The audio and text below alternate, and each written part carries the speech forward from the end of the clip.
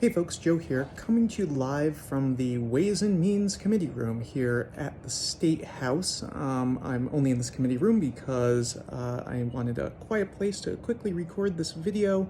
I've been here in Montpelier for today for the Joint Fiscal Office presentation on revenue and budget, and it wasn't just them. We had a ton of experts here with us today telling us about sort of the fiscal wins that we are working with when it comes to the upcoming legislative session and beyond. It was really a wonderful presentation, and I would not be probably able to do a very good job summarizing, about 4 hours of presentation, 4 or 5 hours of presentations in a short video like this. But I want to encourage all of you to go to the YouTube channel for the Vermont Legislature. We have a YouTube channel, and everything we do is online on that YouTube channel. You could actually watch anything that happened today.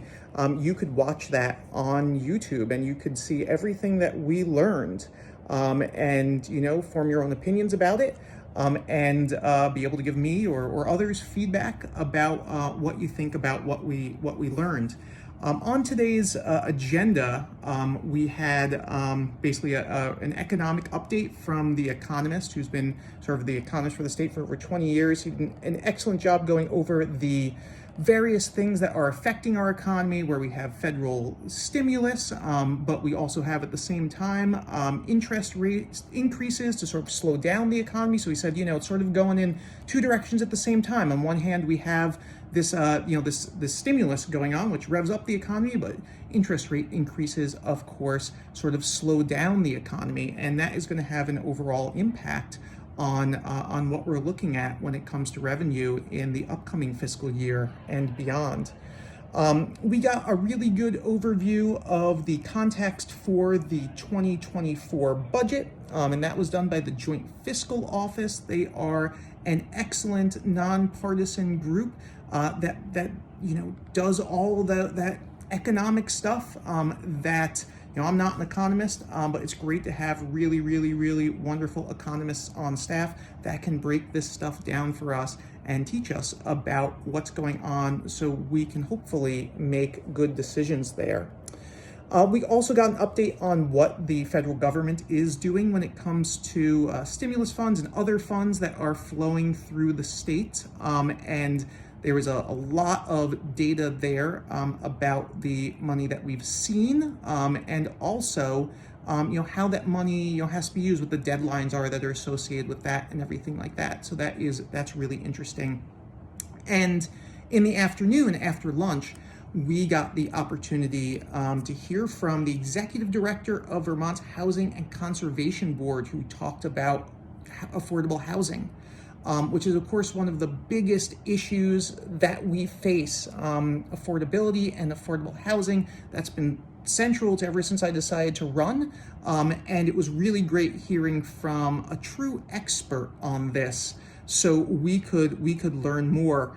And there was, this chart. I have my iPad here. I'm just gonna. Can I turn around the camera while it's going? I can't. So we had this chart, which is backwards probably in the video, unfortunately. But was really interesting because it showed how household income since 1960 has remained relatively flat. Then you look at rent since 1960, and then you look at median home prices. This only goes through 2017. I'd be really personally interested to see what that looks like today, because we all know that it's just gotten worse. And when I saw how wages have remained relatively flat and rents have gone up and home prices even more, that was a real eye opener to me. And they also showed us this chart that had to do with vacancy rates, and you can sort of see here 2018, 2019, looking at vacancy rates. They don't have the data for 2020 and 2021 when it comes to all of Vermont and the United States as a whole yet, but you can see that our vacancy rates for rentals are a lot less than they are in the U.S. as a whole. And so that's a lot. And we can also see rates of home construction, and what that has looked like, and how that has significantly been reduced as well. So this is a huge issue, housing. Obviously we put it on today's presentation so that that goes to show you this is something that we take very, very, very seriously and have front of mind for the upcoming session.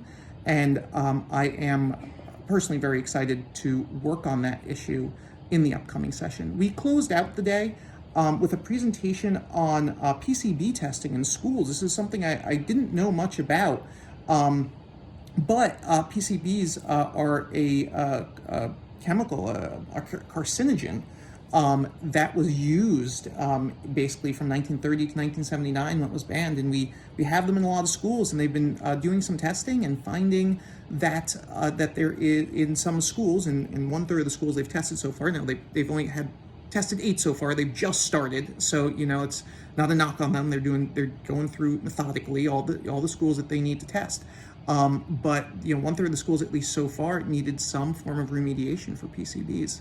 And they have some major impacts on it's carcinogen, so it can cause cancer, also some non-cancer impacts as well. So it was a really interesting update to hear what's going on when it comes to the physical plants of our schools and how we're keeping our kids healthy. So that's what's going on in Montpelier today. I won't be returning to Montpelier until January when we get started, but it's really good that they put on new member orientation last week and this presentation this week, so we can learn what we need to learn as a legislature in order to serve the people of Vermont well. So thanks for listening, and I look forward to talking to you soon.